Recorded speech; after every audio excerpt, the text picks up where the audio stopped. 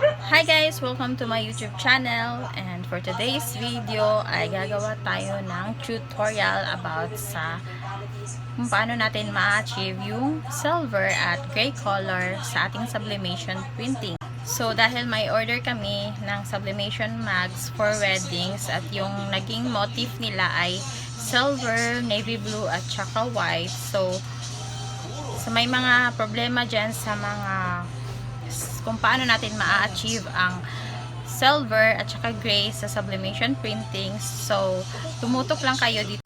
So, sa video ito, ituturo ko sa inyo kung ano yung mga tamang color balance na gagamitin natin para ma-achieve natin yung silver or gray color ng ating sublimation printing. So, may na-print na pala kaming mugs. So, ito yung sample ng mugs. So, as you can see, hindi namin na-achieve sa first print namin yung silver. Ito yon, silver. So, dapat itong background ng picture is silver, pero naging kulay brown siya. So, nag-isip ako ng paraan kung paano ma-achieve ang silver color ng mug. So, ayun. So, nag-test kami ng iba't ibang or nag-try kami ng iba't ibang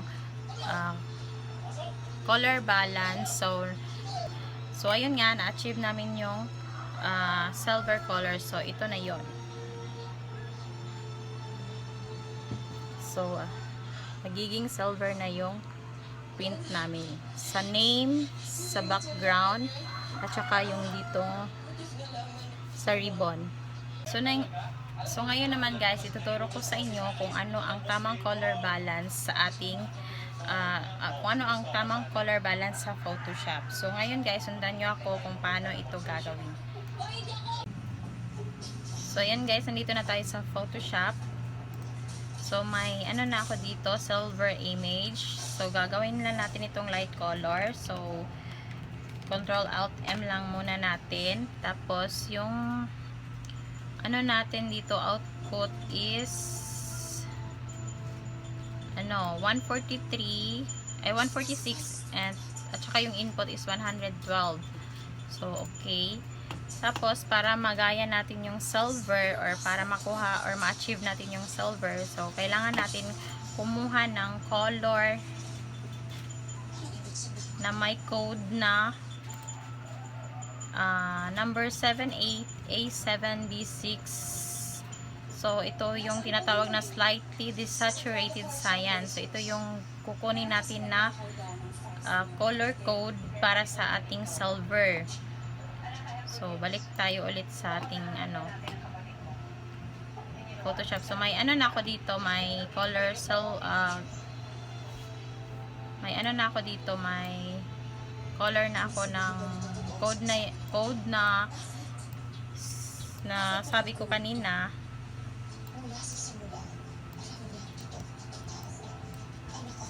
So ang gagawin natin is